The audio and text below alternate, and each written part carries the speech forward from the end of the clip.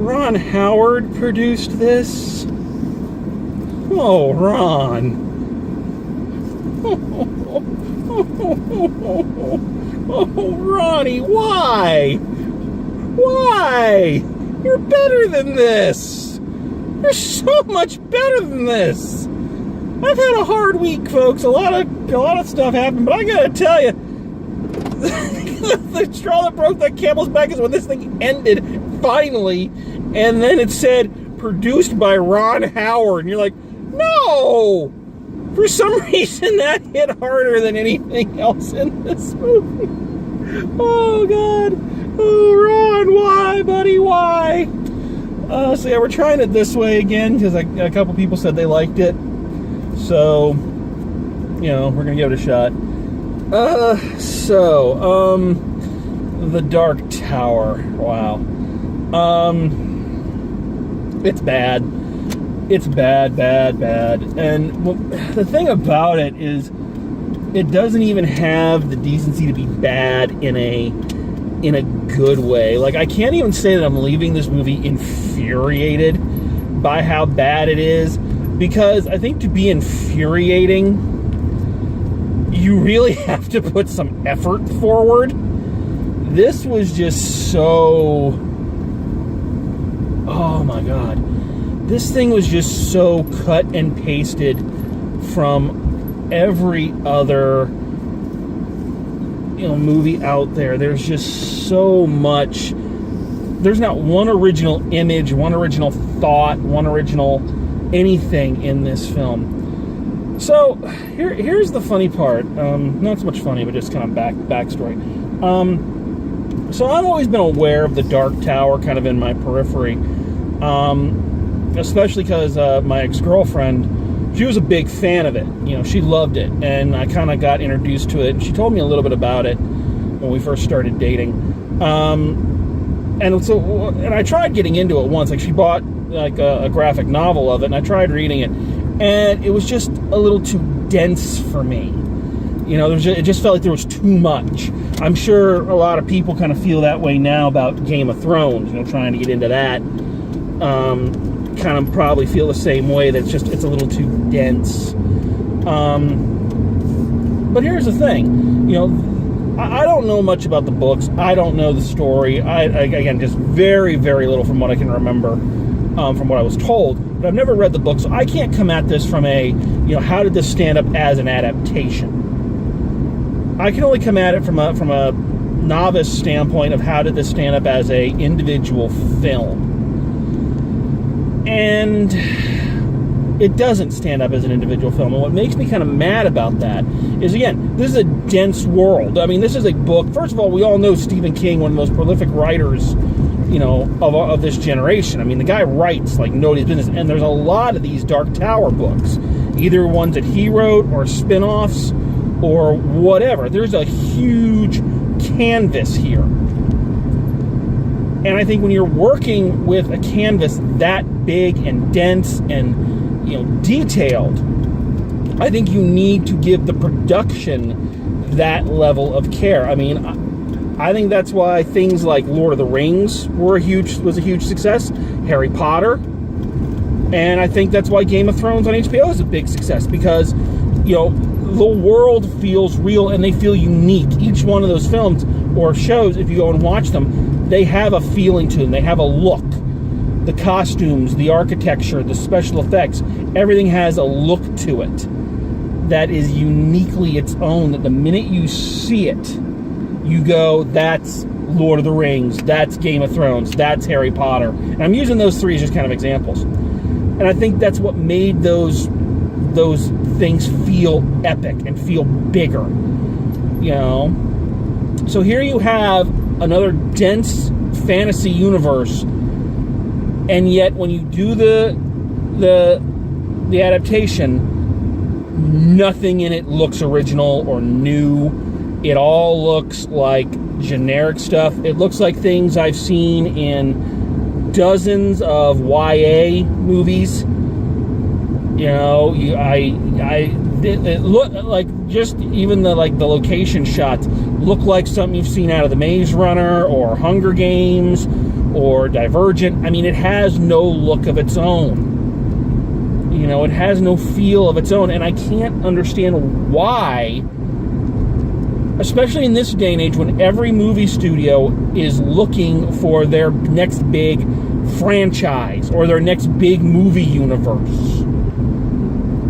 Why would you try to condense everything down and do it in the most generic terms when you have a sprawling canvas like this? Why not let it breathe, let it out a little bit? You don't have to do everything in one film. You know, unless somebody saw the film and said, you know what, we don't want to fall into that, you know, Super Mario Brothers, Masters of the Universe, The Last Airbender, Golden Compass trap and set up a sequel that'll never come.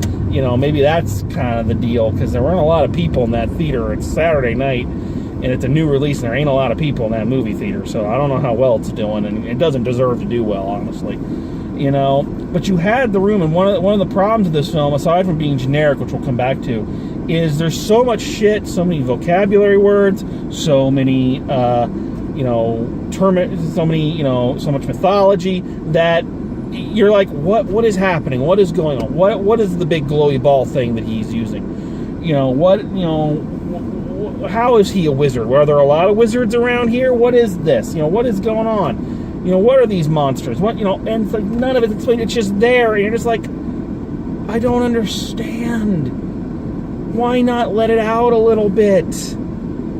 Oh.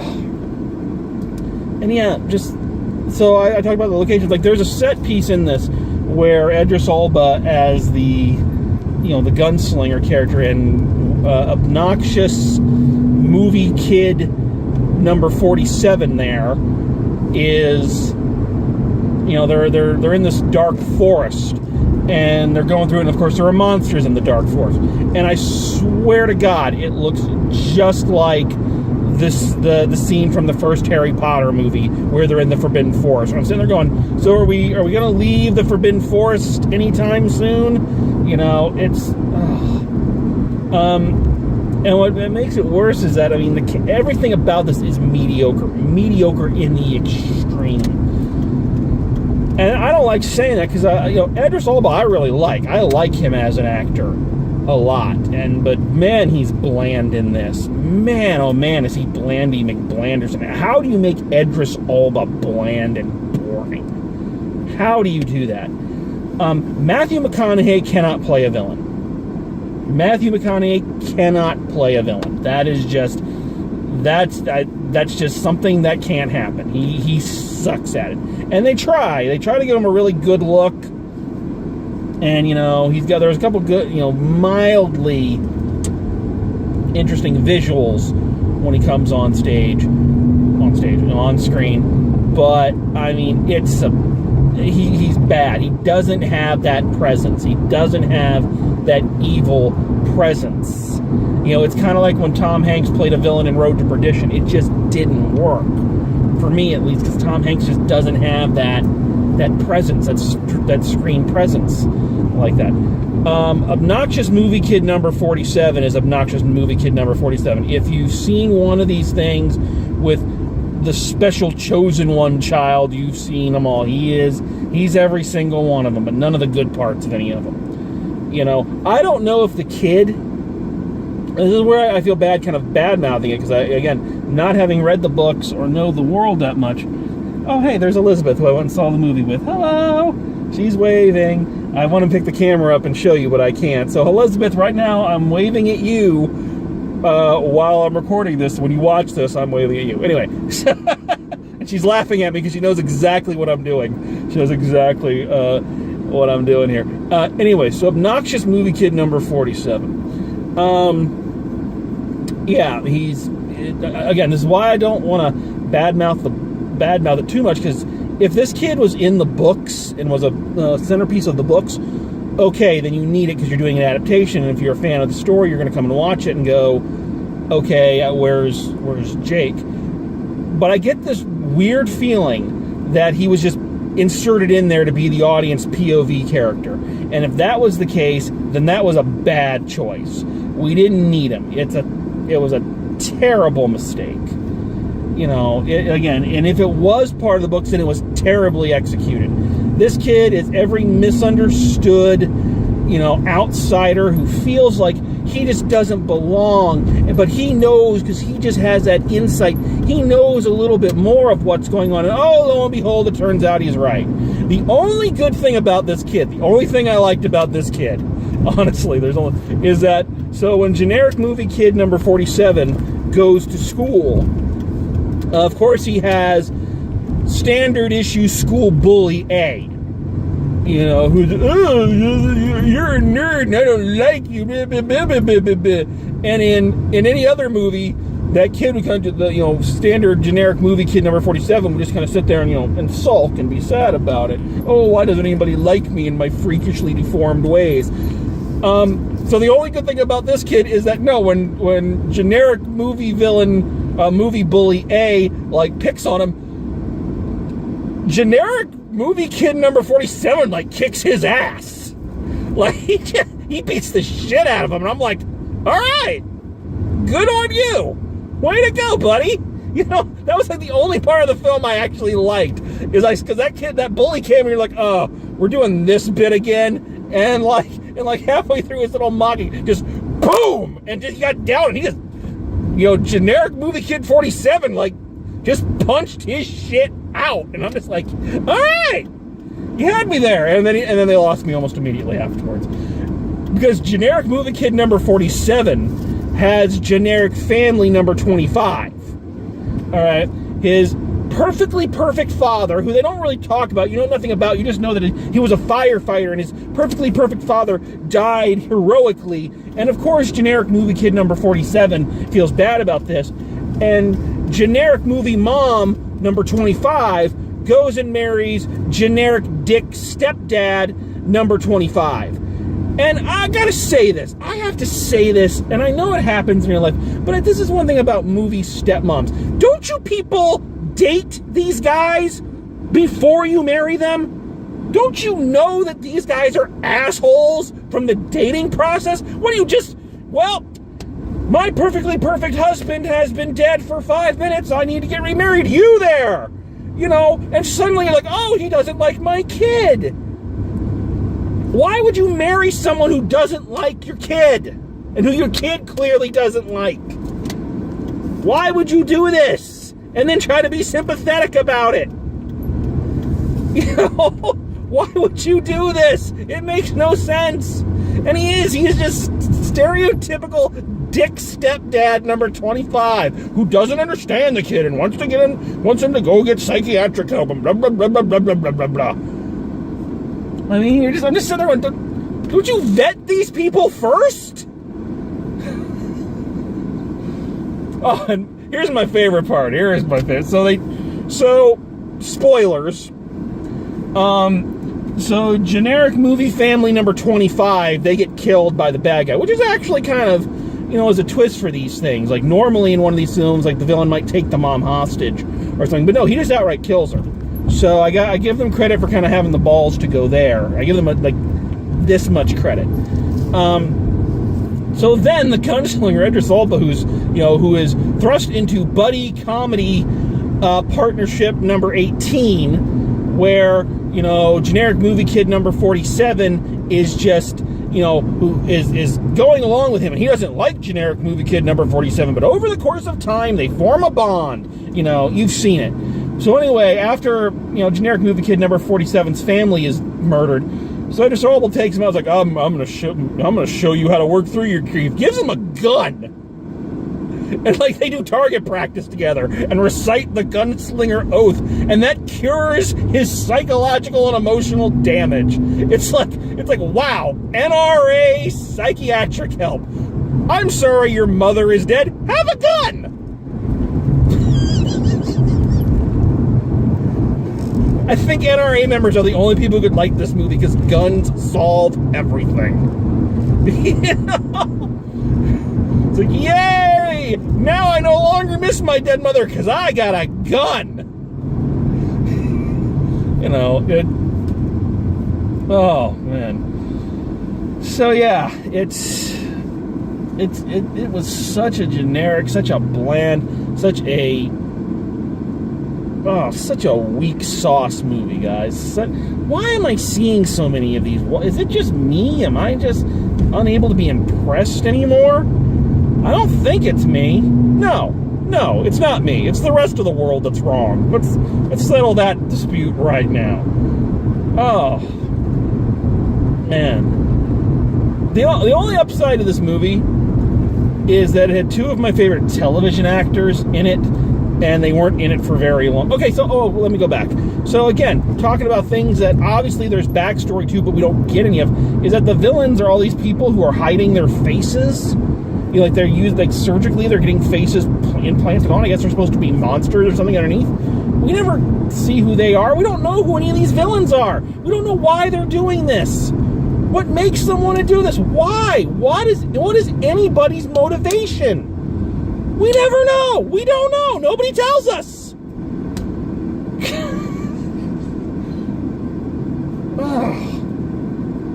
Oh, man. Bad movie, guys. Bad movie. And bad Opie. Bad Opie. I know you didn't direct the thing, but, I mean, shouldn't you have been watching the daily? Shouldn't you have been checking in every now and then to make sure this was coming along? Bad, Opie, bad. Why? Why do this to me? I give you so much, you give me so little, Ron. You know, I mean, seriously, buddy, you needed to check up on this. You needed to check up on these people. You know, I mean, in a way, I get it. All right, making movies is hard, and it's expensive, and it's difficult, and you never know what's going to hit or flop, so you don't want to throw a lot of money at something that might not make it. But I mean, this is a book series that has been around for a long time, that people like, that has fans, a cult following. And maybe that's the thing. Maybe they were worried about trying to appeal to just a cult fan base. But sometimes you got to roll that dice. I mean, Lord of the Rings appealed to a cult fan base, and it became one of the biggest things on the planet. Spider-Man appealed to a cult fan base. Those first two movies became like the biggest thing on the planet. Comic books, in general, regarded as a cult thing, and those movies are the biggest thing on the planet. Harry Potter, all these things, same deal. You gotta roll the dice. You gotta put more effort into this than, I mean, if you're gonna do this, you need to hire a director who's got some kind of vision. Because there's none in this, guys. There's none in this. It's such a lazy movie. And again, I can't even say I hate it. Because to really hate something, you've got to feel like there was some amount of effort put forward. And it doesn't feel like there was any effort in this. And I feel bad about that. I feel bad for the people involved. I feel bad for the people who were fans of the books. You know, who really loved the books and were looking forward to seeing one of their favorite books adapted to a film finally. I feel bad for them. I know what it's like. I feel your pain. I've had things I loved destroyed in the movies, so I get it. But I just think that you gotta put more effort into things, people. I mean, honest to God, you can do better than this. Everybody in this movie is better. Well, Matthew McConaughey. You know, I like him fine enough. I like when he does romantic comedies, but I mean, I've never felt he was a great actor, but he was good enough. He's likable enough. He's got enough charisma, you know.